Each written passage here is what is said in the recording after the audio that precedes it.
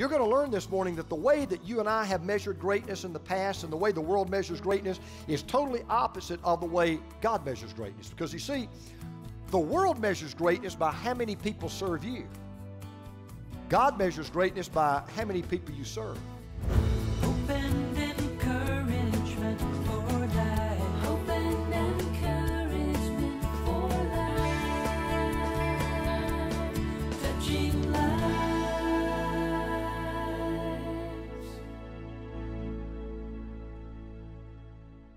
Does anybody know, before I throw it up on the screen, can anybody tell me what GOAT stands for? Anybody? All right, what? Good, all right, greatest of all time. That's what it stands for, GOAT, the greatest of all time. If you want to get a discussion going, if you're one of these people that you find it hard to start conversations, I'll tell you how to get one going. You can do this with a perfect stranger, and you can not only get a discussion going, you can get a heated debate started. Just ask this question. Hey, in your opinion, who or what is the greatest blank of all time?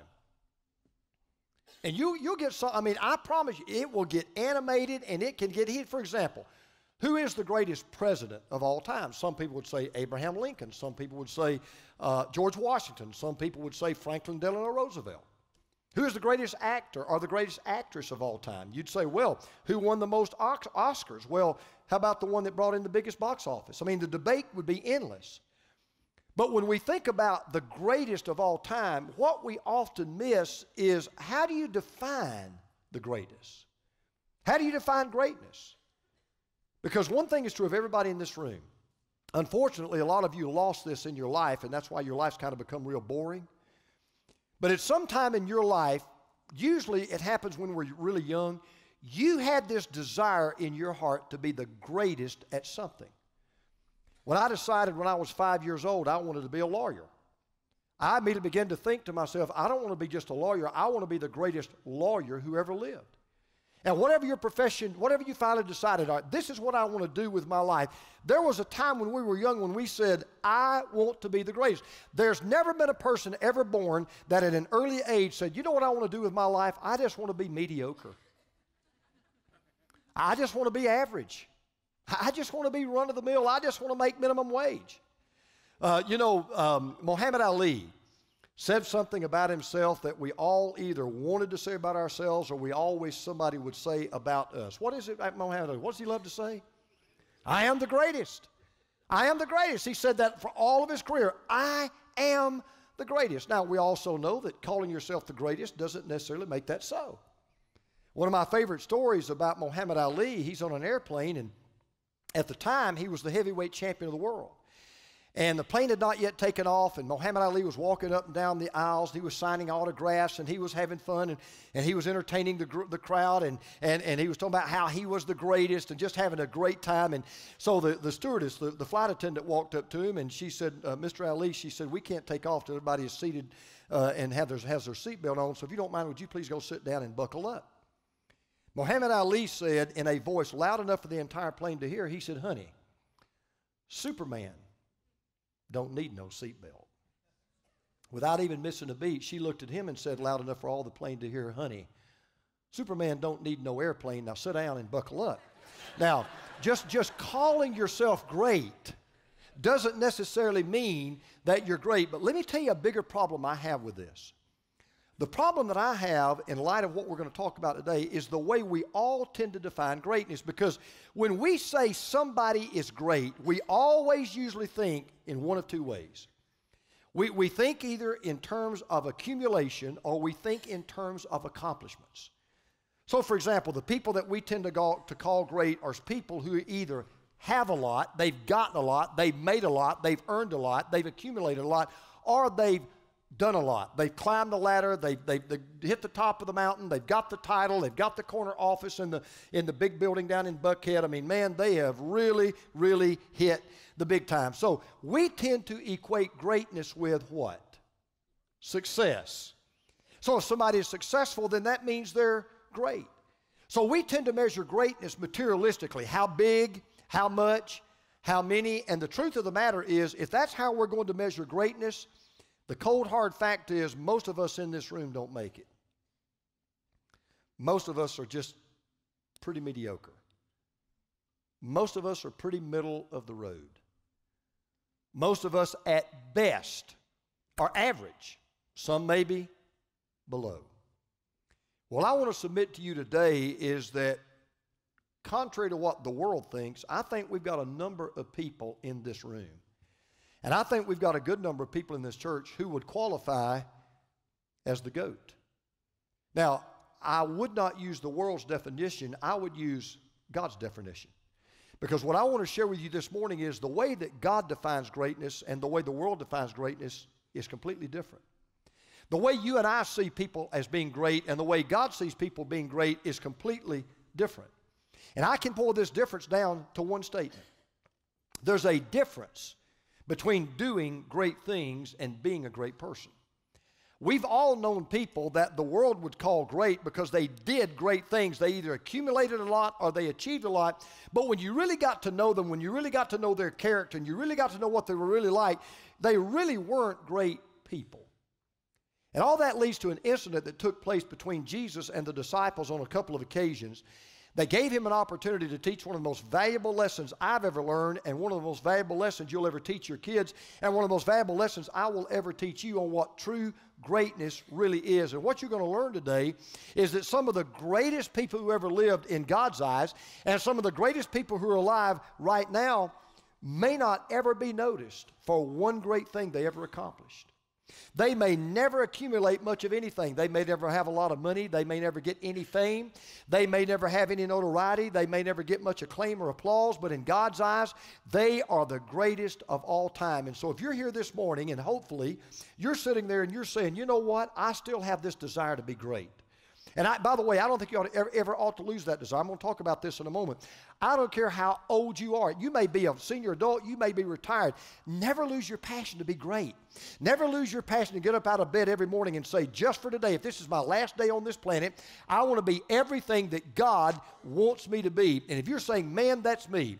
If you're saying, when I stand before the God that made me, if I could just hear God say to me, you were great. If that's you, then I want you to write down this next statement. Jesus says the secret to greatness is service. The secret to greatness is service.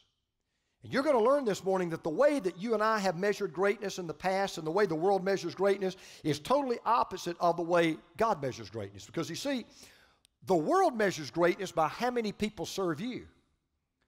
God measures greatness by how many people you serve. The world measures greatness by who's in first place.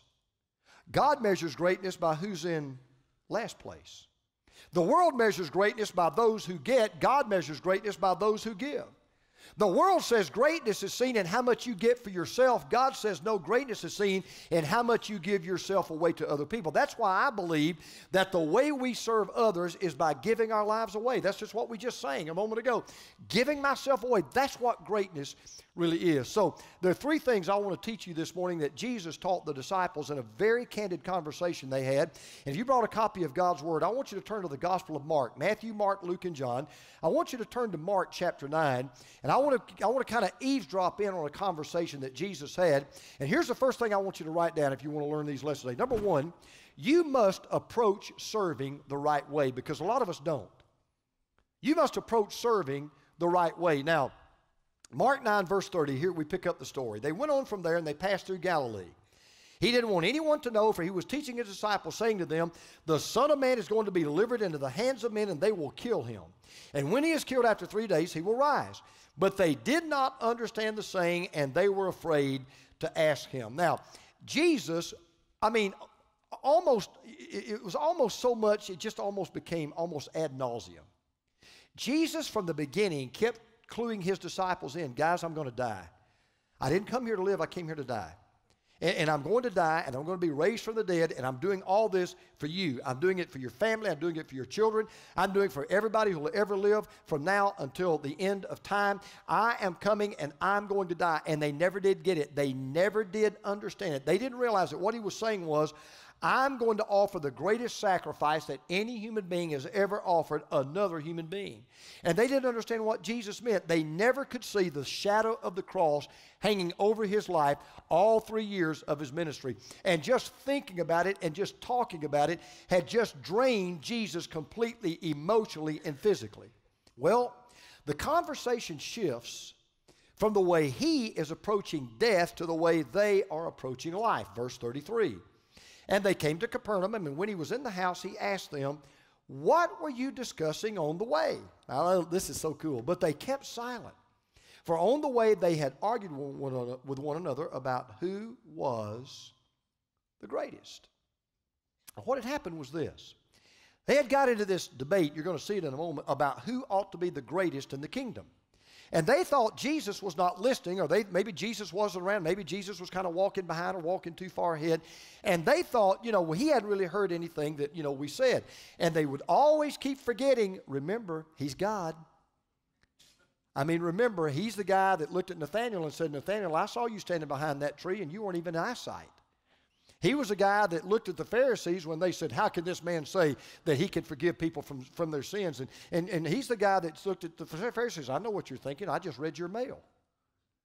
And so he had heard this big debate they had had about who ought to be the greatest. Now, before I tell you what Jesus said, there's one thing to keep in mind, and this is very, very important because I don't want you to misunderstand what I'm going to tell you in this message. Jesus never said there's anything wrong with ambition. Jesus never said there's anything wrong with wanting to be great. I believe we were all born with that desire to be great, and it's great to want to be great. If whatever profession you're in, if you get up every morning and you say, I want to be the greatest at what I do today I could possibly be, that's exactly the kind of attitude you ought to have. So there's nothing wrong with that, absolutely nothing, as long as you add one caveat. You should always want to be great God's way.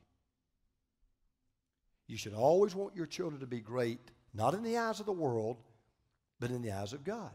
In fact, on another occasion, you don't need to turn to this, but in Matthew chapter 20, there's another conversation that took place that was kind of similar to what we read in Mark chapter 9. Well, I'm going to pick it up here.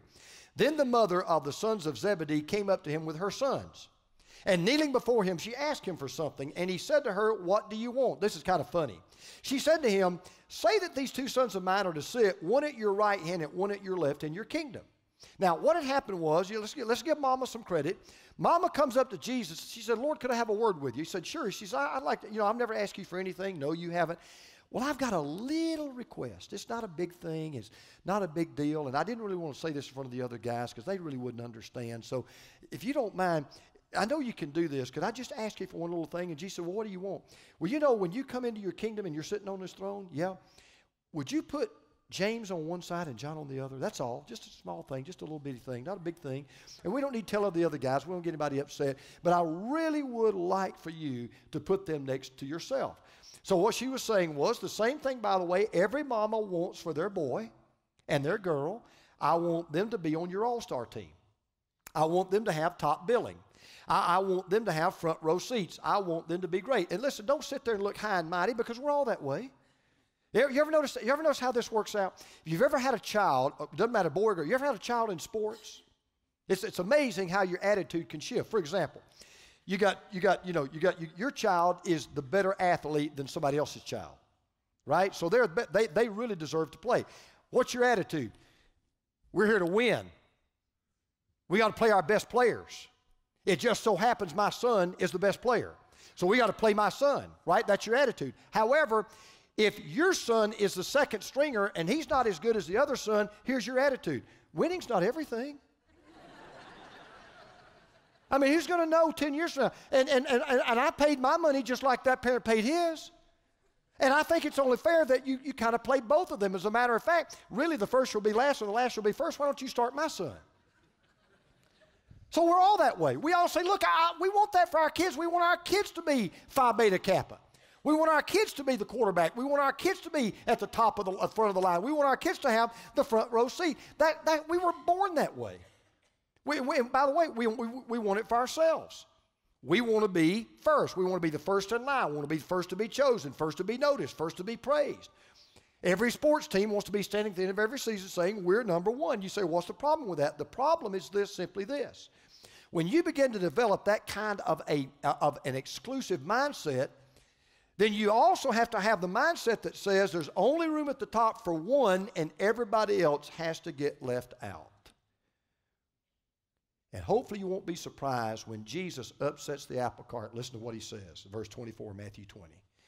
And when the 10 heard it, they were indignant at the two brothers. Yeah, they were ticked off.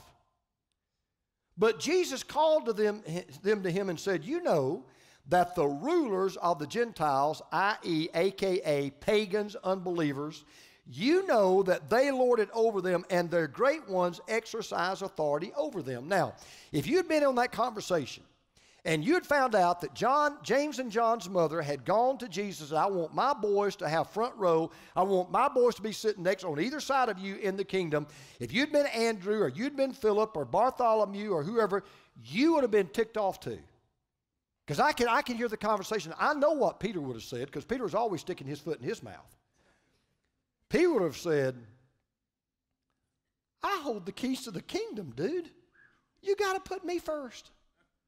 And Andrew would have said, Peter, I'm the dude that brought you to that dude. I ought to be first. And then Nathaniel would have said, I've never gotten any seat in my life. Can I just have the front seat just once? I mean, you got this big debate and you got this big fight going on, and now everybody's jockeying for position because everybody wants to be the greatest.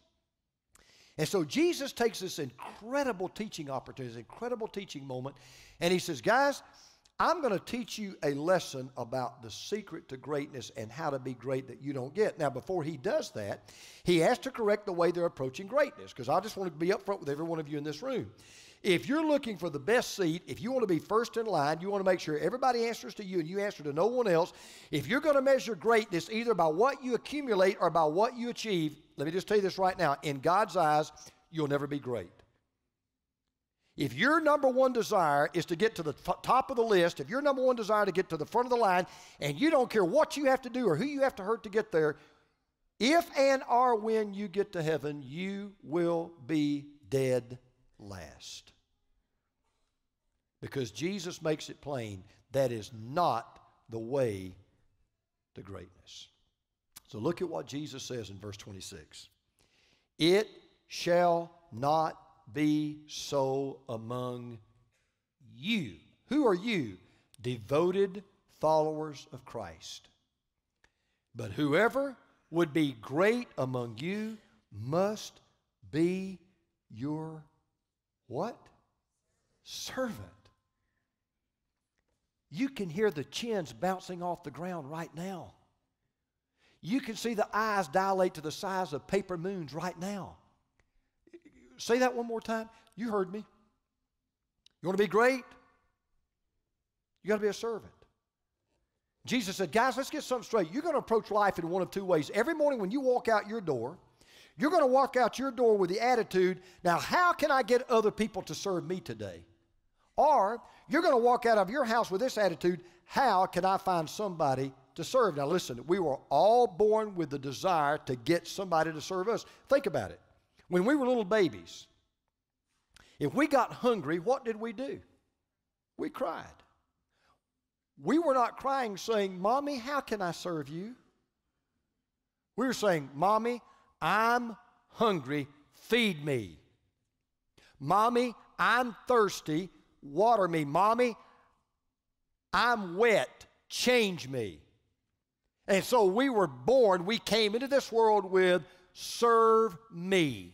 What can you do for me? I want you to bow down to me. That's the way we were born. And you've got to realize there's going to be this war in your heart about getting from others rather than giving to others. So you've got to change your whole approach. You've got to approach serving the right way. Here's the second thing Jesus said. You've got to appreciate serving the right way. Now, I told you a moment ago, there's nothing wrong with wanting to be great if you want to be great God's way. There's nothing wrong with wanting to be first if you understand where first place is. Because Jesus now sits the disciples down and he says, okay, guys, you guys want to be first? You better believe it. You want to be in first place? Yes, we do. Jesus says, okay, here's how to do it. Back in Mark 9, verse 35, and he sat down and called the 12, and he said to them, If anyone would be first, and I want to tell you, man, he's E.F. Hutton now, boy. He's got them. Yeah, I want to be first. You do? Yeah, I want to be at the top of the line. Yep. I want the first row seat. Yep. I want to be the first one to be recognized. You want to be first? I want to be first. Now watch this. He must be last of all and servant of all. Now you talk about upsetting the apple cart. Jesus said, you want to be number one? Yes, Lord, I want to be number one. Okay. Then look for every opportunity to be number two.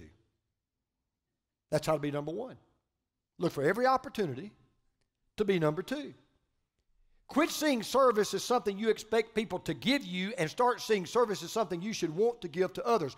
Quit being consumed with how many people you can get to serve you and start being obsessed with how many people you can serve. Because you see, our culture and our churches and our communities and our cities and our country could be radically transformed tomorrow if everybody in this country got passionate about serving somebody else rather than trying to see how many people they could get to serve them. That's why we live in a country today where everybody wants to clamor for their rights, but nobody wants to talk about their responsibilities. And that's why we've got a welfare state. And that's why we've got entitlements. And I'm not against giving welfare to those who need it. I'm not up here making a political statement, so save your email. I'm not running for office. But think about the word entitlements.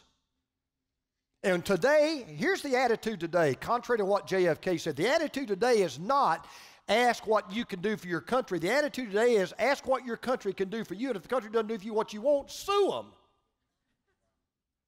And it's the exact opposite of the attitude that Jesus said to the disciples that we must have if we're going to be great.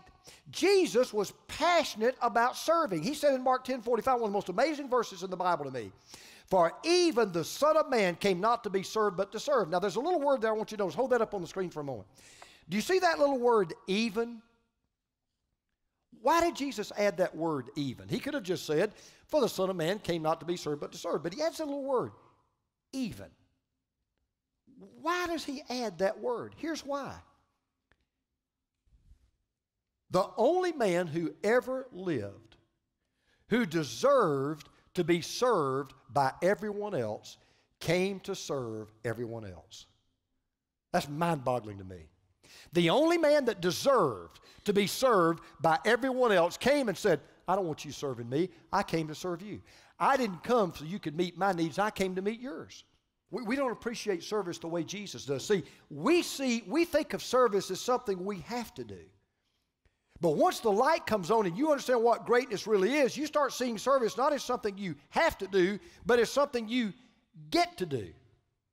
Let me tell you something. Can I just be honest? If your heart was really right, if you were really tracking with Jesus today, if somebody called you up and said, would you mind serving in the nursery Sunday? Your attitude would be not, can you call somebody else? I don't do nursery. I'm sorry, that's just not my gig. Well, okay, I guess if you really need somebody, I'll do it. Your attitude would be, you mean I get to do that? Absolutely, count me in. Thanks for asking. Because my whole approach and my whole attitude to service is completely different. Let me tell you something. Go back and read the four Gospels. Let me tell you something you'll find about Jesus. Jesus had a perfect record when it came to serving other people. Not one time did somebody come to Jesus and say, Lord, would you serve me in this capacity? Not one time did Jesus say, that's really below my pay grade. I mean, can you imagine? And he would have been justified. The man comes to Jesus, Lord, my daughter's sick and she's going to die. Would you please come to my house and heal my daughter? You know who you're talking to, dude? I'm the Son of God, man. I got a universe to run. Don't be bugging me about your daughter. What did Jesus say? Sure. Lord, my son's already dead, and I believe you can raise him. Then would you come to my home and raise my son from the dead? Do you know who you're talking to? I'm not a minimum wage guy, pal. I don't answer to you. I created you. Oh, he said, sure. Every time Jesus was confronted with an opportunity to meet the needs of somebody else, he met it. So you want to be the greatest? You want to be considered one of the greatest of all time? Learn this lesson. Greatness starts at the bottom. You want to be like Jesus Christ? Find the least desired position, not the most desired position. Find the job nobody else wants to do. find the worst seat in the house. I came across this statement. I have no idea who made it. Whoever did, I wish I could shake their hands. Listen to this. The basic trouble in the human situation is that people wish to do as little as possible and to get as much as possible. It is only when they are filled with the desire to put into life more than they take out that life for themselves and for others will be happy and prosperous. That's so true. To Jesus, greatness doesn't come from what you accumulate or how much you accomplish. To Jesus, greatness comes in how much you serve and how many you serve. And the moment you decide, I want to have a servant spirit, I want to have a servant heart, I want to have a servant attitude, the moment you make up your mind, that's going to be the kind of person I'm going to be. God says, now you're on the road to greatness. Now you've got a heart like I've got. Now you've got a heart like my son has. Now you're starting to get what life is all about. And that leads me to say the last thing. And that is, Jesus said you must apply serving the right way. You've got to apply it. Now I want to put two statements side by side and we'll wrap this up. Mark 9:35, he sat down and called the 12, and he said to them, if anyone would be first, he must be last of all and servant of all. Matthew 20, verse 26. It shall not be so among you. Whoever would be great among you must be your servant. Whoever would be first among you must be your slave. Now, Jesus couldn't have made it any, it's just so plain.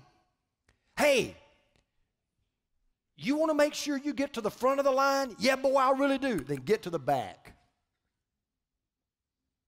You really want to end up in first place? Yes, I do. Then go to second place. Because the world says the secret to greatness, become a star. Jesus said the secret to greatness, become a servant. The world says you want to be great? See how high you can go. Jesus said you want to be great? See how low you can get. Humility, anyone? God loves and blesses, but the Bible says He turns the way of the wicked upside down. Now that's being humbleized. To spare your embarrassment and reap His reward, call this number. Be His child today. After all, it'll be God's sheep who occupy heaven. Harry Truman said, "It's amazing what you can accomplish when you don't care who gets the credit." Jesus said, "Whoever wishes to be first shall be your slave." Today's message tells it like it is. Be courageous and hear it again. CDs $7, DVDs $12 at touchinglives.org or 800-413-1131. Now a look at the next Touching Lives. Now, if you're like me and you like challenges, and I like challenges, you're going to love this series that we're doing over the next several weeks called All In. Because it's all about the same challenge that Jesus gave to His disciples 2,000 years ago, to go all in following Him, so that in return, He says, if you'll go all in and follow me, I'll tell you what I'll do. On the other hand, I will give you the greatest return on your life and the greatest reward for your life that you could ever imagine. Your financial support sends our broadcast around the world. From the cameras, lights, microphones, announcements, captions and satellite transmissions, and people sharing their talents, it's expensive. Someday, God will pay you back with interest.